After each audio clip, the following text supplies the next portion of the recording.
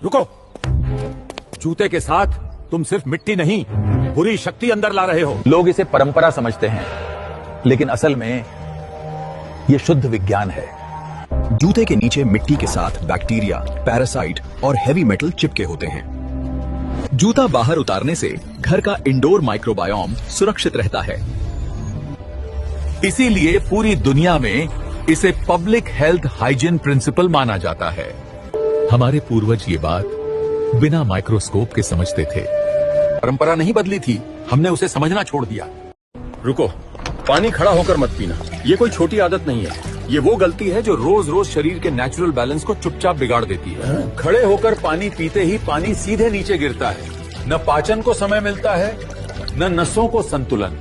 खड़े होकर पानी पीने से शरीर के अंदर की हवा तेज और अनियंत्रित हो जाती है और यही असंतुलन धीरे धीरे बीमारी बनता है। यही एक आदत घुटनों पर अतिरिक्त दबाव डालती है और किडनी को बिना जरूरत मेहनत करनी पड़ती है।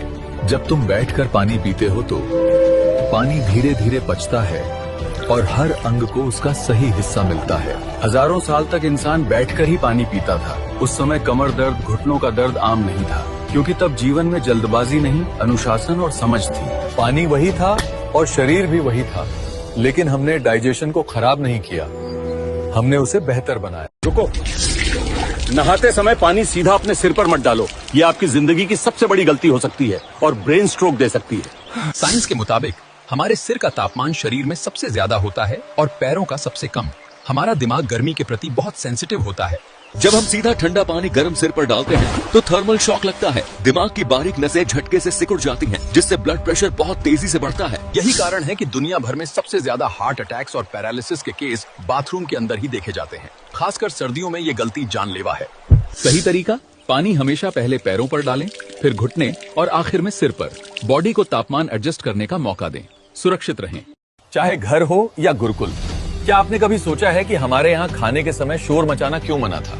मैं आपको इसकी असली वजह बताता हूँ। बुजुर्ग कहते थे चुपचाप खाओ, खाना नाराज हो जाता है। हमें लगता था ये डांट है, असल में ये शरीर की चेतावनी थी। जब इंसान शांत होता है तो शरीर लड़ाई की हालत में नहीं रहता, सांस धीमी होती है और पेट अपना काम शुरू करता है। आज साइंस इसे पैरासिम्पैथेटिक मोड कहता है, यानी शरीर खुद से कहता है अब भागना नहीं, अब पचाना है। शोर में खाना, गुस्से में खाना और मोबाइल देखते हुए खाने से तो खाना पेट में जाता है पर पचता नहीं। शांत होकर खाया, खाना हल्का लगता था, नींद गहरी आती थी और दवा की जरूरत नहीं पड़ती थी। आज इसे माइंडफुल ईटिंग कहते हैं, लेकिन हमारे पुरखों ने इसे बस सम्मान से खाना कहा था।